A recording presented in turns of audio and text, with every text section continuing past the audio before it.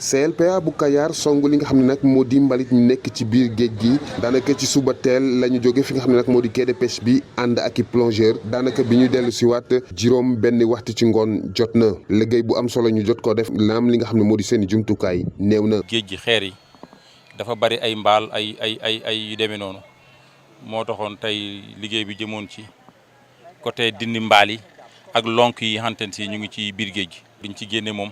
xaaj bi sax ak seegul parce que tëmbaloon nañ lu mat juróom benn gaalu mbaal ak juróomi gaali ngët ak ñetti kanoot muy ay mbaal ak yeneen i matériels yi nga xam ne de génne nañ ko ci biir géej gi lii bokk ci li nga xam ne de ñoom nappkat yi ñoom ñoo ko fa bàyyi. dem ba jëfandikoo sa mbaal pare xotti ko sànni ci géej baaxul bu dee filature yi aussi ñoom problème boobu parfois ñoom daf leen di lor parce que ku ne xam ne ni mbaal ak xeer ànduñu xeer li muy def mbaal moo waral tey gi jàllu mbaal bu rëy bii nii loolu mbaali filature la. mais ci xeer yi la lonk te bu lonkoo ci xeer yi dootuñu am beneen choix budul dafay mujj dagg rek. waaw mbaali bu laxasoo xeer li mën a indi fàtt dëkkuwaay jën yi. kuréel bi nga xam ne moom moo dajale ñi di plongeurs yi nekk fii ci Sénégal nag dimbali bu baax a baax. waa CLPA bu Kayar. ñun Union nationale des plongeurs du Sénégal dañu jàpp ne ñun ay patriotes lañ te géej gi nga xam ne si la ñuy liggéey di si jëriñoo ak suñuy moromi nawle dañu jàpp ne ñun comme niñ siy jëriñoo aussi noonu lañ ko war a aare les plongeurs du Sénégal.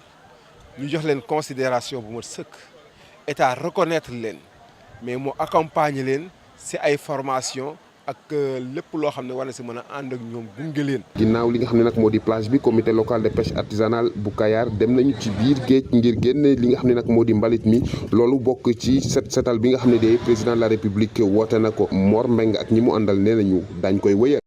Le conseil local de la pêche artisanale de Kayar à la traque des déchets fonds marins. Dès les premières heures de la matinée, une équipe composée de pêcheurs et de plongeurs a quitté le quai de pêche pour ne revenir que dans l'après-midi. La pêche est bonne même si les moyens sont limités. Vous avez vu même constater qu'il y a beaucoup de déchets qui étaient dans le sous-marin. C'est pourquoi aujourd'hui nous avons mobilisé des pirogues et des non-vedettes de surveillance pour aller avec les plongeurs récupérer ces déchets qui sont dans les roches, qui empêchent aussi les poissons de vivre correctement. Des filets et autres matériels extirpés des eaux marines, l'action de l'homme pointée du doigt. Tout le monde sait que la mer n'est pas une poubelle d'abord, mais on a bel et bien constaté qu'il y a beaucoup de déchets dans les eaux, mais on n'a pas eu assez de matériel pour récupérer ces déchets. C'est pourquoi nous lançons un appel à l'État du Sénégal. L'écosystème marin est très menacé par des déchets la majeure partie venant des pêcheurs aussi. L'association des plongeurs a été d'un apport significatif pour les acteurs du CLPA, mais le métier est peu considéré. On est content, on est fiers de venir ici à Kayar. On vient de demander plus de considération parce que depuis les années 60, la plongée a été épinglée par une côte dans le code de la pêche.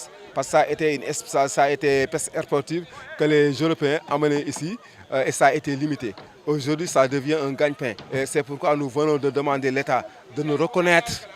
Après la plage, le comité local de pêche artisanale de Kayar part en croisade contre les déchets en fond de mer. Une opération que Mor Mbeng et ses camarades comptent pérenniser.